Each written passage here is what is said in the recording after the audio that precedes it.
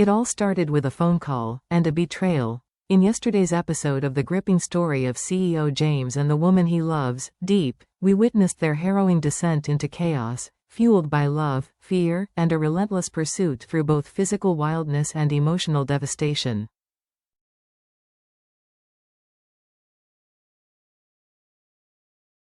After learning that Diep has fled into the dangerous woods to escape assassins sent by John, a ruthless and calculating enemy, James does what any man driven by love would do.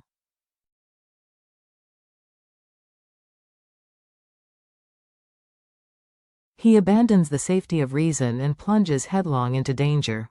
No signals, no maps, no plans, only one obvious truth: if he hesitates, she could die.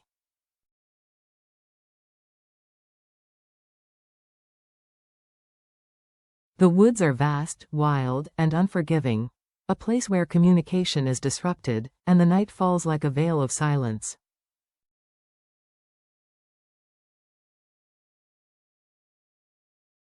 James called Tong, an experienced Secret Service officer, for emergency assistance.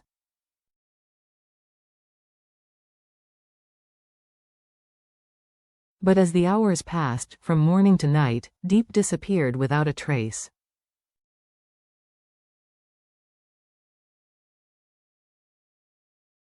The search was a wandering in the dark. Yet he continued. The sun burned the forest canopy, and James, restless, searched every narrow path, every babbling brook, every thicket where she might have passed.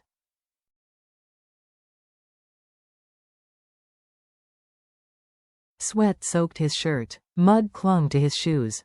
His lungs ached from exertion. But rest was a luxury he could not afford, not when the woman he loved might be lying somewhere, alone and wounded.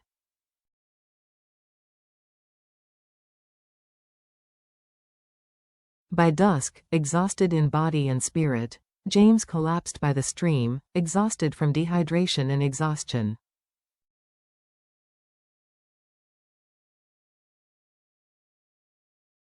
His consciousness was fading, but even then, he whispered her name.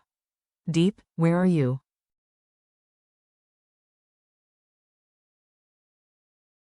It was fate, or luck, that an old woman from a nearby tribal village stumbled upon him.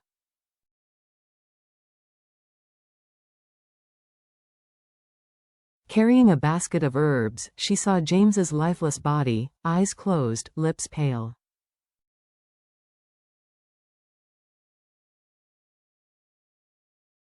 Without hesitation, she lifted him onto her thin back and carried him to the hillside hut, a weather-beaten shelter nestled among jagged cliffs.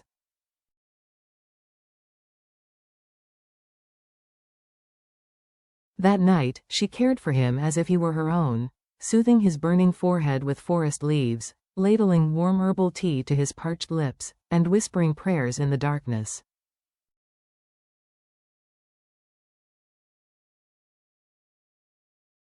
Her hands, marked by age and work, were steady with purpose.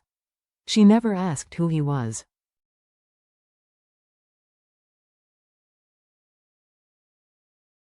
She just knew someone was suffering, and that was reason enough. At dawn, James woke, dazed but alive.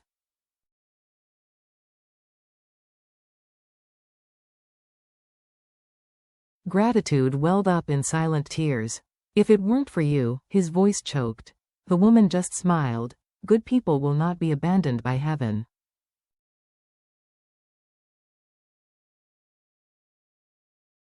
This was the first warmth he felt in many days. But he couldn't stay.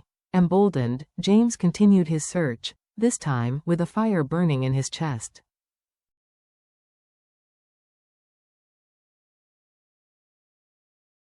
He made his way to the home of an elderly couple where Diep had been hiding, desperately waiting for news.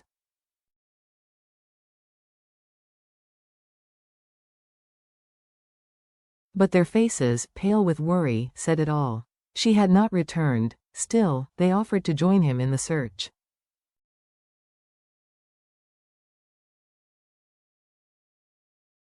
James gently declined. If she found her way back, someone must be here. Even as the police expanded their search, drones in the sky, dogs on the ground, John's men adapted.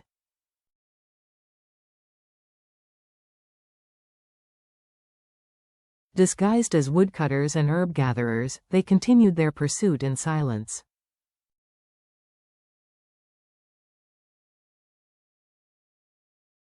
Their presence, though invisible, was everywhere. Then came the heartache. News of Diep's disappearance spread across the ocean.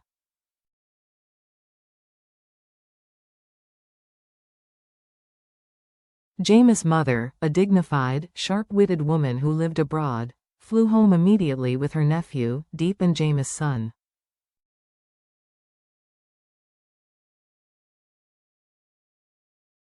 But when she arrived, she found no news, only a house filled with fear. The sight of her son, emaciated and broken, had her collapsing.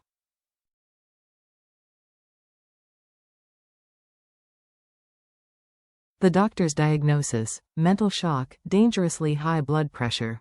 She lay bedridden, exhausted not by illness, but by grief.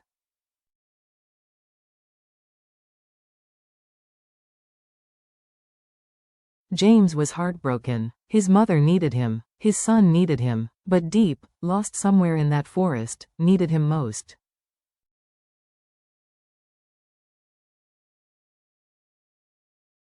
His voice was broken, and he turned to his best friend Tra. "Stay with my mother.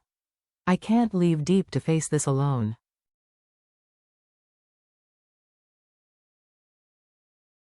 Tra didn't ask any more questions, just nodded. James signed the emergency papers, officially resigning from the company.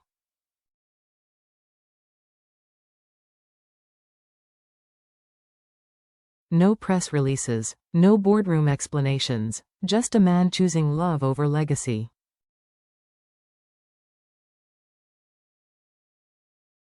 The task force redraws the search map. Red zones mark danger: cliffs, ravines, predatory dens.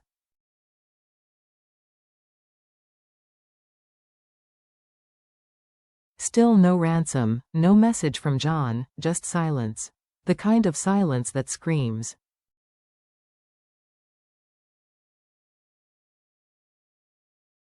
And then a clue appears. A streak of blood on a tree branch. 3 days pass. James doesn't sleep.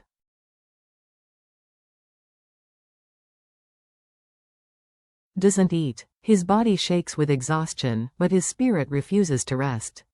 That night, in the cold rain, he sneaks out alone, flashlight in hand, calling Diep's name into the wind.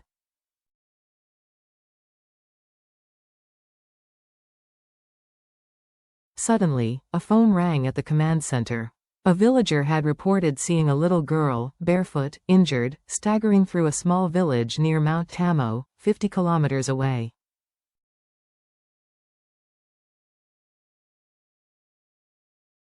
James's heart nearly exploded. Was it her? He rushed to the car, clutching Diep's photo to his chest.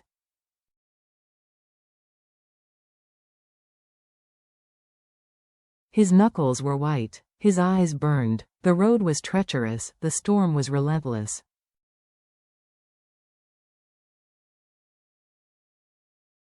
But even a 1% chance, it was a chance he couldn't miss. He didn't say anything as he drove.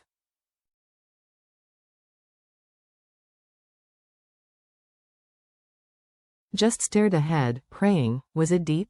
Or just another vision? Either way, James knew this was far from over.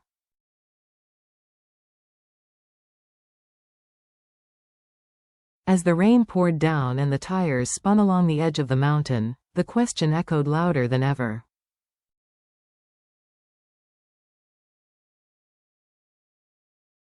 Was Diep alive? And would James make it in time? Watch tomorrow's episode as we journey through exhaustion, fear, and deeper into the heart of the unknown.